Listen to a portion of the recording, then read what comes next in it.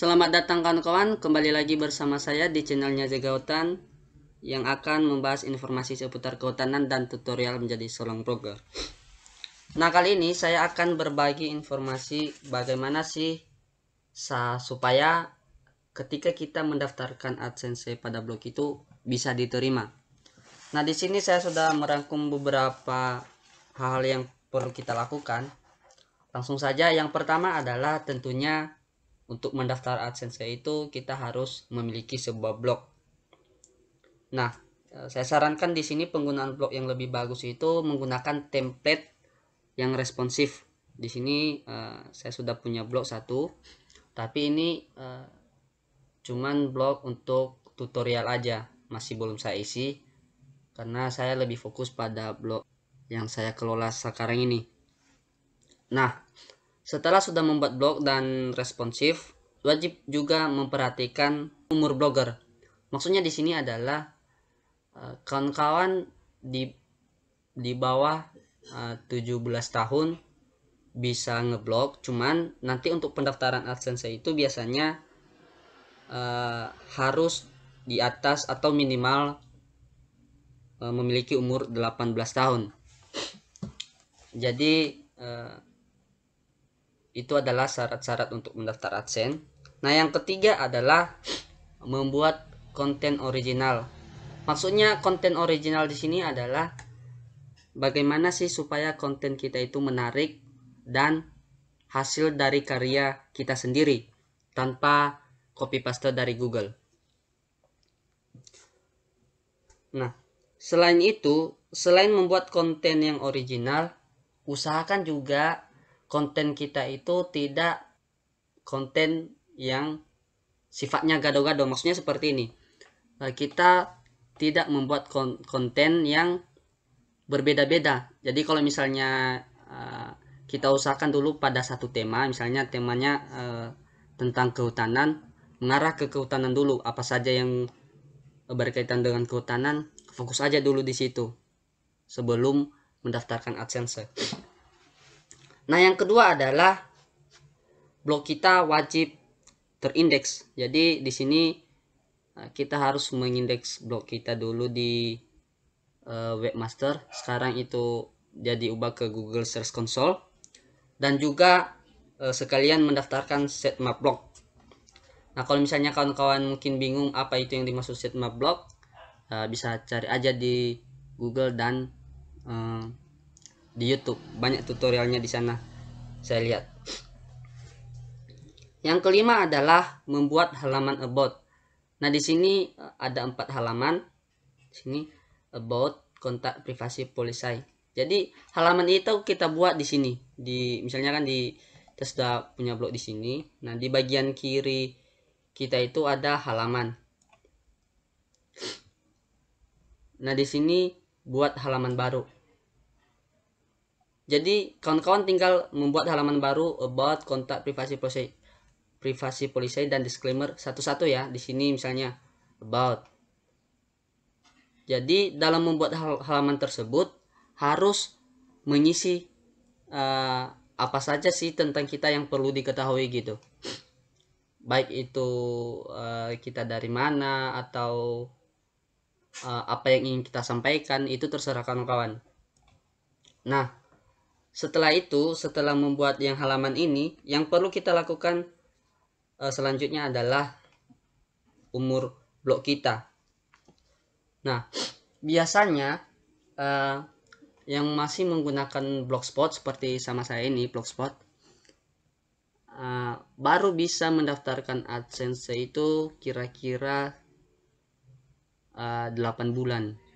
Seperti sama saya kemarin, saya baru bisa terdaftar AdSense kalau tidak salah 6 bulan sampai 8 bulan. Disitulah jangka waktunya. Tapi kalau misalnya yang memiliki domain seperti punya saya ini, zegautan.com, itu memang kemarin waktunya sih memang agak lama, sekitar 8 bulan, karena pembelian domain yang saya lakukan itu saya lakukan di 6 bulan setelah saya menggunakan Blogspot. Maksudnya 6 bulan di saat saya menggunakan Blogspot.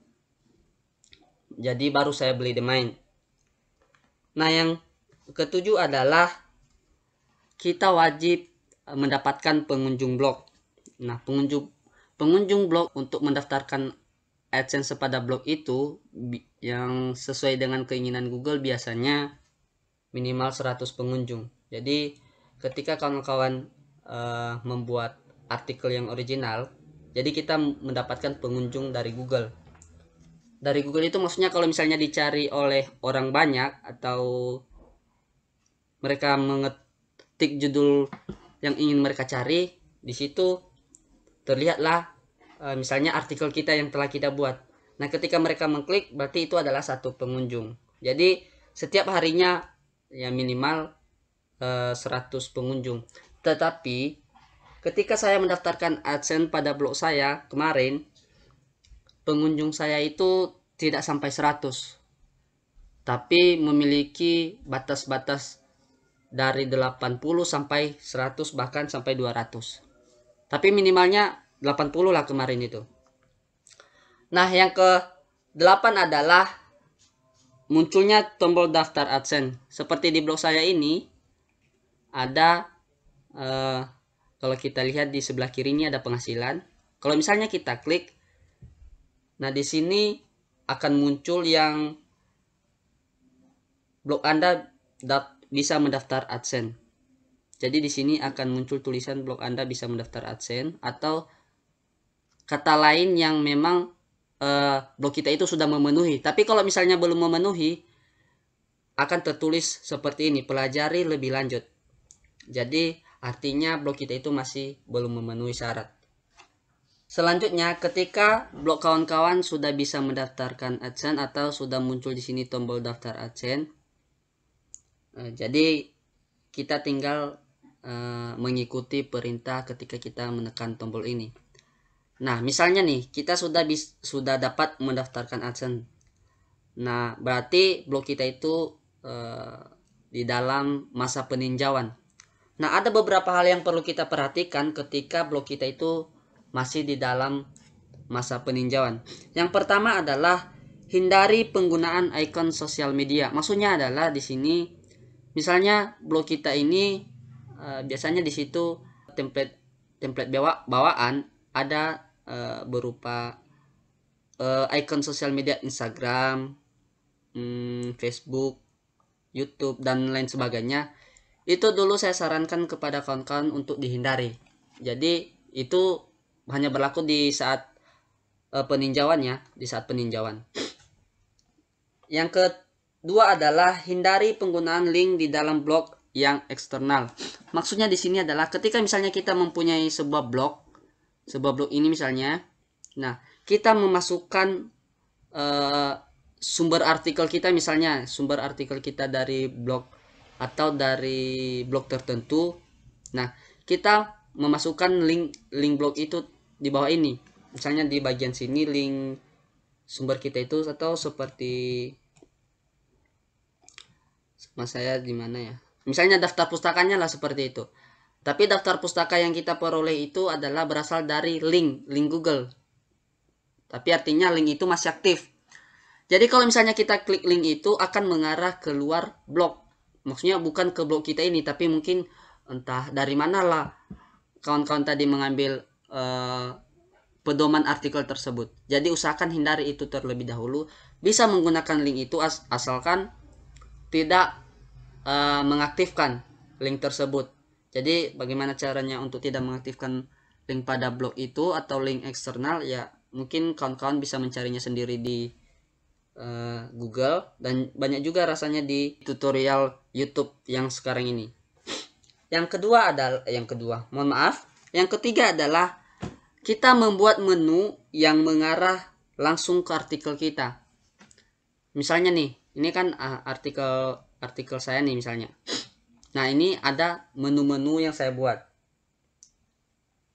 Ketika kita mengklik menu ini, akan langsung mengarah pada artikel kita atau satu artikel, tidak ke semua artikel. Jadi seperti ini ketika saya klik. Nah, ini dia langsung mengarah ke satu artikel, tidak ke semua. Maksudnya di sini biasanya ada yang mengasih di submenu itu dari beberapa label. Jadi di sini harus mengarah dulu untuk ke satu artikel. Satu artikel ya. Ingat, itu yang perlu diingat. 1, 2, 3. Berapapun menu yang perlu kita lakukan, yang perlu kita masukkan di sini. Jadi usahakan dulu hanya bisa mengarah pada satu artikel. Nah, yang keempat atau tahap selanjutnya selama masa peninjauan pendaftaran Google AdSense adalah kita konsisten membuat artikel selama peninjauan. Itu maksudnya adalah konsisten ini kita selalu membuat artikel atau mengupdate artikel ya minimal lah 3 kali seminggu dengan waktu yang telah kita tentukan. Misalnya dari Senin, terus Rabu, terus Jumat. Nah, seperti itu. Jadi harus konsisten selama masa peninjauan. Biasanya kalau masa peninjauan itu butuh waktu sekitar 2 minggu. Tapi sama saya kemarin kalau nggak salah itu butuh waktu peninjauan itu sekitar 9 hari. Jadi kurang dari 2 minggu. Nah, dalam konsistensi pembuatan artikel ini bisa juga kawan-kawan membuat 2 kali seminggu, atau jika lebih konsisten lagi bisa membuat artikel 1 kali sehari. Nah, itu bahkan lebih bagus. Jadi begitulah trik-trik saya kemarin sehingga blog saya ini bisa mendaftar Google AdSense, sehingga bisa ada iklannya sekarang ini yang bisa menghasilkan recehan lah, bisa dibilang seperti itu. Nah, mungkin itu saja yang bisa saya sampaikan kepada kawan-kawan. Semoga informasi ini dapat membantu. Salam dari Jaga Hutan.